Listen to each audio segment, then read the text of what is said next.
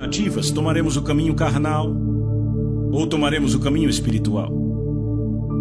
Bem, então deixa eu falar e testemunhar da minha própria experiência. Por haver me tornado o pai adotivo de uma grande família numa situação muito difícil e termos que nos mudar de país para país, de lugar para lugar, eu posso dizer que a minha primeira esposa, Lídia, e eu seguimos o exemplo de Esdras. Quando tínhamos uma jornada para fazer, jejuávamos e orávamos. E graças a Deus, a nossa família sobreviveu intacta. Em meio a circunstâncias terrivelmente perigosas, em meio à guerra, à fome, sobrevivemos. Eu posso testemunhar, o caminho de Deus funciona. Ele é prático, não é algo teórico. Certo, então vamos considerar um pouco pessoas debaixo do julgamento de Deus. Se o julgamento de Deus viesse a ser proclamado sobre a nação da Nova Zelândia e quiséssemos avisar, e isso pode acontecer facilmente, eu não acredito que está longe, o que poderíamos fazer? Poderíamos jejuar, nos humilharmos diante de Deus. Sabe, houve um rei terrivelmente mau em Israel, chamado Acabe. Eu não sei se você lembra da história de Acabe, mas ele casou com Jezabel e ele levou Israel à idolatria e a todo tipo de maldade. E em 1 Reis, capítulo 21, Elias teve um confronto com Acabe. E ele pronunciou o juízo de Deus sobre ele. Vejamos aqui, Deus disse a ele, verso 21, farei a tua casa como a casa de Jeroboão, filho de Nebate, e como a casa de Baasa, filho de Aías. Todo homem e toda mulher da sua família será destruído. Esse foi o juízo de Deus. E então ele continua dizendo, no verso 25, ninguém houve, pois, como Acabe, que se vendeu para fazer o que era mal perante o Senhor, porque Jezabel, a sua esposa, o instigava. Então ele foi o rei mais perverso, e Deus anunciou o juízo sobre ele através do profeta Elias. Mas Acabe temeu ao Senhor. Verso 27, tendo Acabe ouvido estas palavras, rasgou as suas vestes, cobriu de pano de saco o seu corpo e jejuou, dormia em panos de saco e andava cabisbaixo.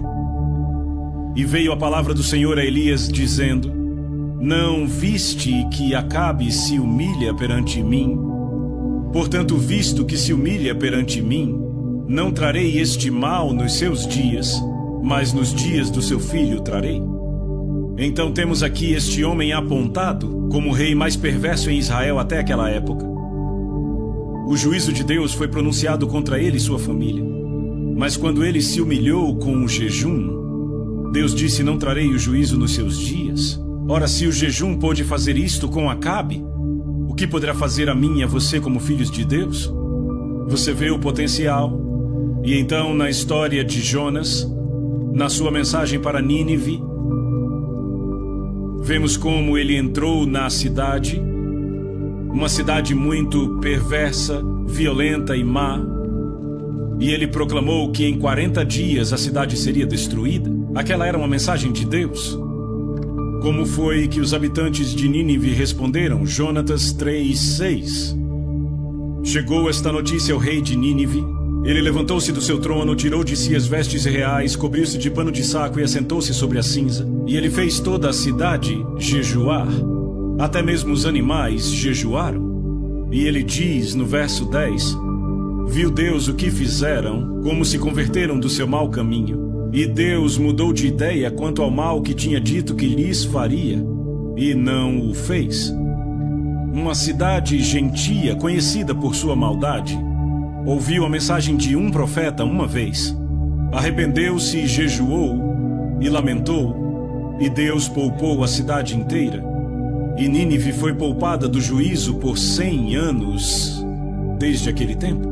Então, se o jejum trouxe isto a Nínive, o que poderia fazer por nossa nação? O que poderia fazer quando o povo de Deus se humilha, clamando por ele? E então, para evitar o desastre, Se lermos o livro de Esther, veremos como um homem chamado Amã conseguiu elaborar o seu plano. Era um complô, na qual toda a nação dos judeus, no território do reino da Pérsia, seria destruída. E eu presumo que cada judeu na terra naquela época estava naquele reino porque era constituído de 127 províncias e se estendia da Índia até a Etiópia. E o decreto saiu, mas havia no Palácio Real uma judia cuja nacionalidade não era conhecida, Esther. E o seu primo Mordecai mandou uma mensagem para ela e disse: não pense que você escapará diferentemente de cada judeu neste palácio, porque quem sabe você não está aí para um tempo como este. E Esther lançou um desafio.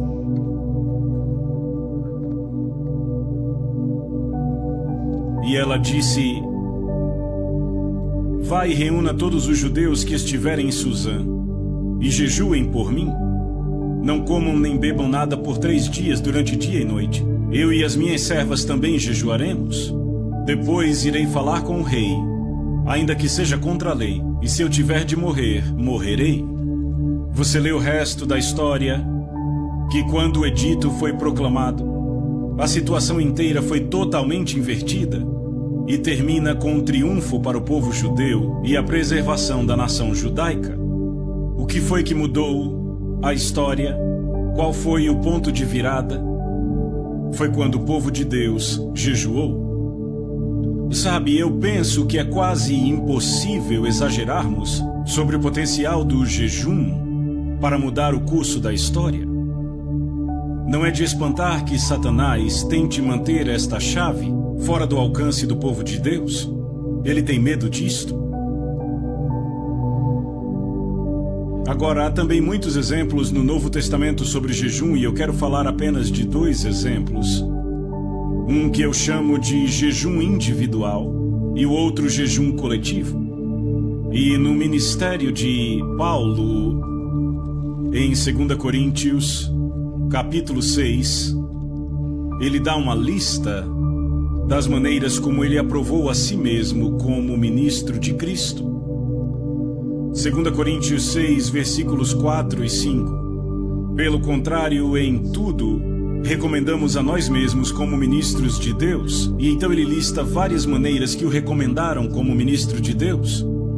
E ele diz assim: na muita paciência, nas aflições, nas privações, nas angústias, nos açoites, nas prisões, nos tumultos, nos trabalhos, nas vigílias, nos jejuns.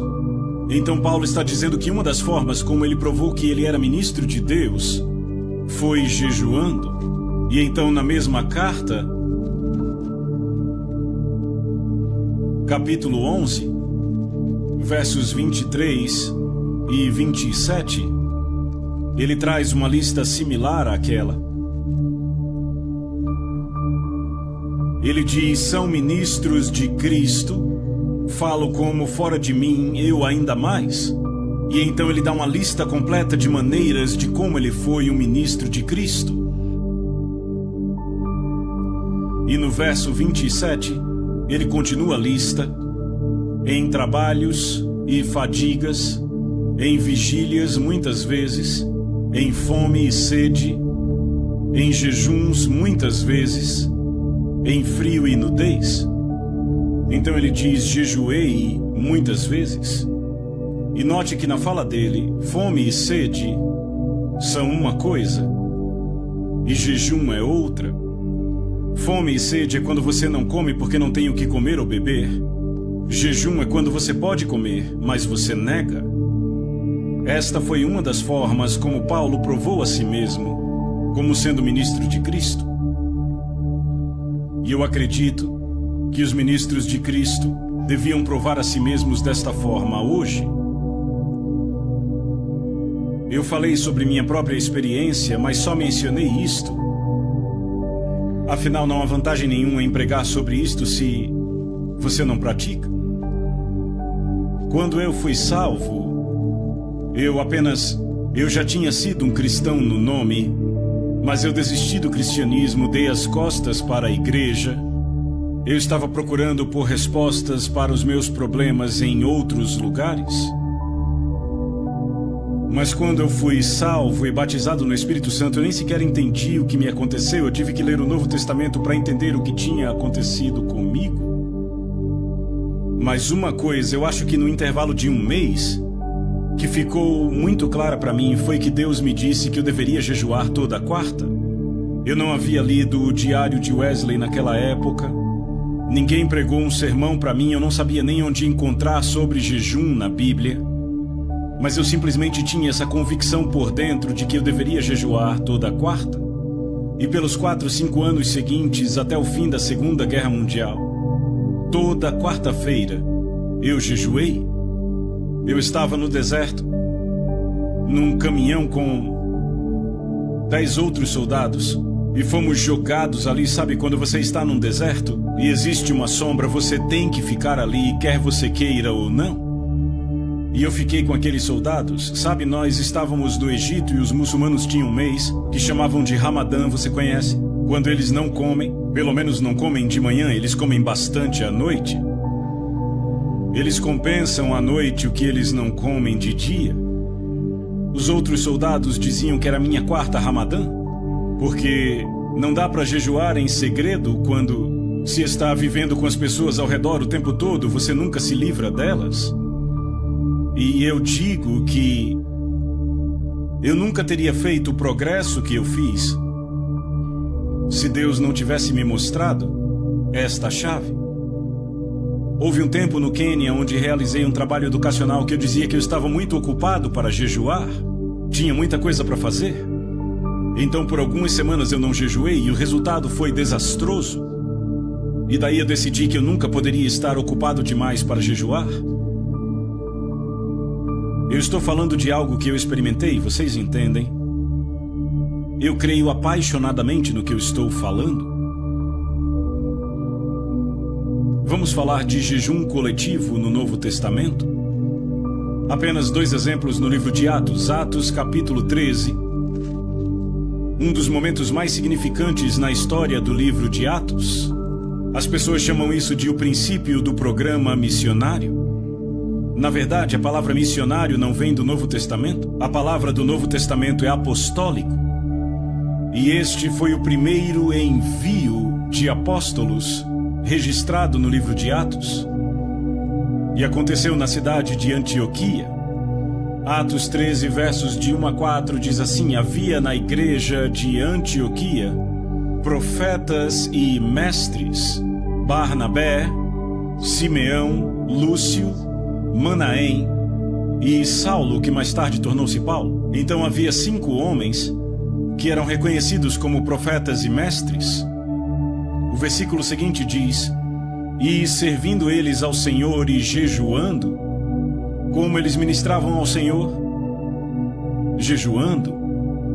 Apenas deixando de lado qualquer outra atividade, ficando na presença de Deus, esperando que Ele falasse. A Nova Versão Internacional diz: enquanto adoravam ao Senhor e jejuavam. Este é um dos pontos mais cruciais na história da igreja. Como isto aconteceu? Será que eles sentaram para pensar num plano? Ou trabalharam num sistema? Não. Eles deixaram de lado todos os seus esforços e esperaram Deus falar. E a forma como se consagraram foi deixando de lado a comida. Quem sabe por quanto tempo, talvez 1 dia, 2 dias, eu não acredito que foi tão longo. Mas eles simplesmente tiraram um tempo desligados de qualquer ocupação e distração, a fim de ouvir de Deus. E Deus falou. Diz: e servindo eles ao Senhor e jejuando, disse o Espírito Santo: separai-me agora Barnabé e Saulo para a obra que os tenho chamado. Então ouviram de Deus a estratégia dele. Sabe qual o maior problema da igreja de hoje? É que raramente a igreja segue a estratégia de Deus. Raramente. Temos nossos próprios planos, nossos programas, nossos sistemas, e a maioria deles não foi Deus quem iniciou. E Deus só se compromete a concluir aquilo que Ele iniciou. Paulo diz em Filipenses 1,6: estou plenamente certo de que aquele que começou a boa obra em vós há de completá-la. Jesus diz: eu sou o Alfa e o Ômega, o princípio e o fim. O que Ele começa, Ele vai concluir. Mas o que Ele não começa não tem compromisso de concluir. O que é importante é descobrir o que Deus está começando. Qual é o plano de Deus? Como podemos ouvir de Deus? E a igreja antiga estabeleceu o padrão. Eles tiraram um tempo de tudo, incluindo de comer, e disseram: temos que ouvir de Deus. E eles ouviram. Deus disse: bem, eu tenho um plano. Eu quero que separem 2 homens, Barnabé e Saulo, e os enviem. Não os enviaram imediatamente? Ouçam. Diz: então, jejuando e orando, e impondo sobre eles as mãos, os despediram. Então jejuaram de novo. Da primeira vez jejuaram para saber a vontade de Deus. Da segunda vez jejuaram para comprometer aqueles homens a cumprir a vontade de Deus. E o versículo seguinte diz: enviados, pois, pelo Espírito Santo. E a palavra enviados aí vem de uma bela palavra grega que significa enviados e acompanhados. O Espírito Santo não disse apenas vão, disse: vão e eu vou com vocês. E este foi o princípio do ministério apostólico. Naquela época foram chamados de profetas e mestres. Mas no capítulo seguinte de Atos, capítulo 14, verso 14, diz: quando os apóstolos, Barnabé e Paulo, quando eles se tornaram apóstolos? Quando foram enviados pela igreja. Veja, o apóstolo é aquele enviado. Isso é tremendamente importante, porque isto indica uma forma bíblica de como podemos instituir o ministério apostólico. Quantos de nós acreditam em profetas e mestres? Você acredita que há profetas e mestres na igreja hoje? Eu certamente acredito que existem. Se profetas e mestres esperaram por Deus jejuando e buscando, isto abre um padrão, uma forma bíblica de Deus enviar apóstolos. Quantos acreditam que pode haver apóstolos na igreja hoje? É uma boa coisa, porque são postos na igreja para aperfeiçoá-la. Se tivessem sido banidos, a igreja nunca estaria completa. Então, o momento mais decisivo daquele período foi o envio daqueles apóstolos. No que isto resultou? Digam em uma palavra: não ouvi na igreja. Agora, eles ganharam muitas pessoas para o Senhor nas cidades que visitaram, e então tiveram que estabelecer igrejas. Primeiramente tinham grupos de discípulos, e depois tiveram que construir igrejas. Qual foi o ponto de transição de um grupo de discípulos para a igreja? Quais pessoas tiveram que ser levantadas? Me digam. Presbíteros, isso mesmo. Foi aí que os discípulos se tornaram uma igreja, quando surgiram os presbíteros para governar. Então fizeram isso. Lemos em Atos 14, verso 21. E tendo anunciado o evangelho naquela cidade e feito muitos discípulos, voltaram para Listra, Icônio e Antioquia, cidades onde já haviam pregado, fortalecendo a alma dos discípulos, exortando-os a permanecer firmes na fé e mostrando que através de muitas tribulações nos importa entrar no reino de Deus. Então, tendo levantado presbíteros em todas as igrejas e orado com jejum, os recomendaram ao Senhor. Como levantaram presbíteros?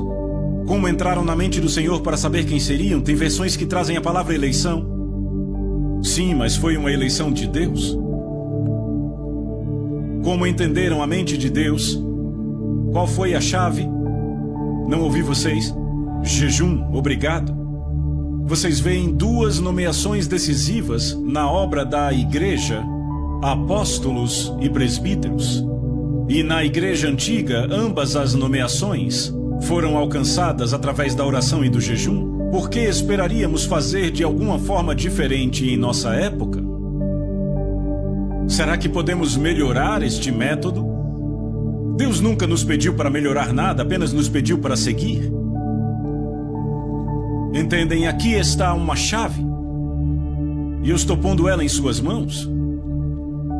O que farão com ela? O que os cristãos desta nação vão fazer com esta chave? O que os cristãos da Austrália farão com esta chave? O que os cristãos da Inglaterra farão com esta chave, África do Sul e todas as outras nações onde esta mensagem chegar? Você acha que Deus mudou? Será que encontramos uma maneira melhor? Certo, então agora eu quero apontar duas conclusões. A primeira está na conhecida passagem em 2 Crônicas 7:14. Eu a chamo de esperança para uma nação. Esperança para uma nação. Quantos sabem o que 2 Crônicas 7:4 diz? Muitos, graças a Deus.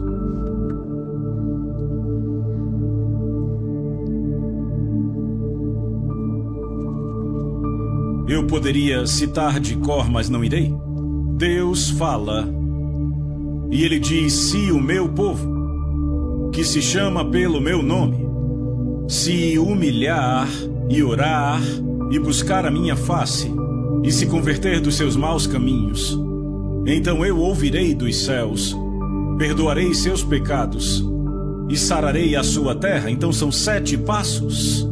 4 passos que o povo de Deus tem que dar, 3 passos que Deus dará quando nós dermos os nossos 4. Quais são os 4 passos que temos que dar? Qual é o primeiro? Eu não ouvi vocês? Nos humilharmos. Por quê? Porque o orgulho é uma barreira para a resposta às nossas orações. O próximo é orar. Deus diz: não comece a orar até tratar do seu orgulho. E então Ele diz: buscar a minha face. Não significa uma reunião de oração de 8 às 9:30. Isso é orar até experimentar a presença de Deus. E então Ele diz: se converter dos seus maus caminhos. E você diz: Deus, mas eu não tenho maus caminhos. E Deus diz: espere até estar em minha presença e você descobrirá. Experimentamos isso em nossa igreja em Fort Lauderdale cerca de 5 anos atrás. A esposa de um dos presbíteros recebeu uma palavra do Senhor para proclamar um jejum. Eu já vou falar sobre isso, um jejum coletivo. E aquilo não foi recebido com muito entusiasmo. O fato foi que os presbíteros, e eu era um deles, ficaram tão envergonhados que tivemos que fazer algo a respeito daquilo. E então dissemos que íamos tirar um certo período para jejuar e orar, e nos encontrávamos toda manhã. Eu acho que era o que? 5 da manhã. Bem, eu não estava lá, Ruth e eu estávamos viajando quando começaram. E se não me engano, na primeira manhã havia 13 pessoas. A igreja tinha mais de 500 pessoas na época. Na manhã seguinte, eu acho que vieram 7. E aí começou a ficar, como é típico nas reuniões de oração, na manhã seguinte havia 4. Mas então, um irmão que não era um presbítero recebeu um fardo do Senhor. E ele passou 24 horas chorando. E as coisas mudaram. E quando Ruth e eu voltamos, eu disse: gostemos ou não, isso vem de Deus, é melhor a gente se envolver se não quisermos nos perder dele. E eu não posso entrar nos detalhes, mas pelas próximas, eu acho que 6 semanas, nos encontrávamos toda manhã às 5 da manhã e passávamos a maior parte do tempo com o rosto ao chão. E os pecados que foram confessados foram espantosos. Era uma igreja ótima e respeitável, mas havia adultério, fornicação, havia alcoolismo, e não veio à tona até estarmos na presença de Deus. Não diga a Deus: eu não tenho maus caminhos para me arrepender. Provavelmente isso só vai dizer o quão distante você está da face dele. À luz do semblante dele, as coisas ficam diferentes. O que Deus pede de nós? 4 coisas: nos humilharmos, orar, buscar sua face, se converter dos maus caminhos. Como é que nos humilhamos? Fazendo o quê? Você entendeu a mensagem? Certo, veja, você pode jejuar e ser muito orgulhoso. Jesus disse: não jejue assim. Não é assim que se jejua, é assim que os hipócritas jejuam. Mas ele não disse: é por isso que vocês não jejuarão. Não, ele disse: jejue da maneira certa, não da errada. Então Deus diz: eu faço 3 coisas. Se você faz as 4, eu faço as 3. Eu ouvirei Eu perdoarei os pecados e eu sararei a sua terra. Quantos aqui gostariam de ver a sua terra sarada? Será que Deus já te mostrou um caminho? Será que há um remédio bíblico?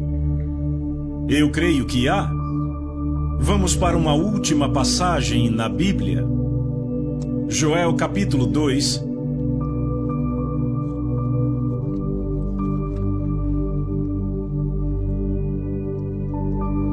Esta é a passagem de onde as pessoas tiraram a expressão o jejum de Joel.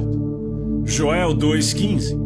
Tocai a trombeta em Sião, promulgai um santo jejum, proclamai a assembleia solene, congregai o povo, santificai a congregação, ajuntai os anciãos, os filhinhos e os que mamam. É interessante, naquela época tínhamos crianças de colo e crianças maiores nos encontros. Quase toda manhã lá estavam elas e elas pareciam incomodadas e desapontadas quando seus pais não as acordavam para a oração. Sabe, era um exemplo vivo disso. Vamos continuar. Saia o noivo da sua recâmara e a noiva do seu aposento. Chorem os sacerdotes, ministros do Senhor, entre o pórtico e o altar, e orem. Que digam: poupa o teu povo, ó Senhor, e não entregues a tua herança ao opróbrio, para que as nações façam escárnio dele, porque hão de dizer entre os povos: onde está o seu Deus? Note que, acompanhando, percebemos que ele menciona 3 categorias: os sacerdotes, os ministros e os anciãos. E aqui está a responsabilidade da liderança na igreja de dar o exemplo, de tomar a dianteira. Sabe quem são os líderes? As pessoas que vão na frente. Às vezes os ministros estão liderando de trás. Isto não é liderança. Jesus, no jardim do Getsêmani, levou seus discípulos consigo. E então tomou 3. E eles pararam e diz que ele foi um pouco mais adiante. Isto é liderança? É ir um pouco mais adiante? Uma vez ouvi um pastor dizer: eu tenho que correr para alcançar o meu povo. Isso não é liderança. Aqui está a responsabilidade da liderança. Agora, ouçam a última declaração, onde no mesmo capítulo, versículo 28, e acontecerá depois que derramarei o meu espírito sobre toda a carne. Vossos filhos e vossas filhas profetizarão, vossos velhos sonharão, e vossos jovens terão visões. Ele diz depois do quê? Depois do quê? Depois que o povo de Deus atendeu às condições dele. Agora eu sei que Pedro, citando isso no dia de Pentecostes, disse: acontecerá aqui nos últimos dias. Mas aquele não era um cumprimento total, era um cumprimento antecipado, e é muito significante porque naquela passagem em Atos 2, Pedro cita o Senhor dizendo: derramarei do meu espírito. Algo do meu espírito, e aquilo começou no dia de Pentecostes. Mas nesta passagem Deus diz: eu derramarei o meu espírito, não do meu espírito, mas eu liberarei o meu espírito na terra, sobre toda a carne. Irmãos e irmãs, ainda não vimos isto, vimos apenas um pouco salpicado. Há mais de 1 bilhão de muçulmanos na terra que nunca foram tocados pelo Espírito de Deus. Como os alcançaremos? O que libertará o Espírito de Deus? Eu digo a vocês, se vocês já lidaram com o Islã, é uma fortaleza impenetrável para uma aproximação natural. Você tem que ir pelos meios espirituais. Qual é o programa de Deus? Convoquem um jejum, santifiquem a assembleia. Vou derramar o meu espírito sobre toda a carne. Eu creio que esta é a solução, e eu não acredito que haja outra. E eu creio que Deus nos mostrou na Bíblia o caminho. Vamos curvar as nossas cabeças diante do Senhor. Peça a Deus. Eu quero que você pergunte a Deus. Eu quero que você pergunte a Deus se tudo isso que foi dito vem da parte dele.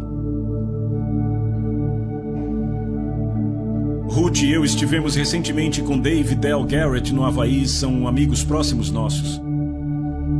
E Dave graciosamente orou por estes encontros que estamos tendo aqui. E eles disseram que perceberam que Deus estava para falar alto na Nova Zelândia. Eu creio que esta é a mensagem de Deus para a Nova Zelândia e para o mundo. Vamos derramar os nossos corações por um momento diante do Senhor.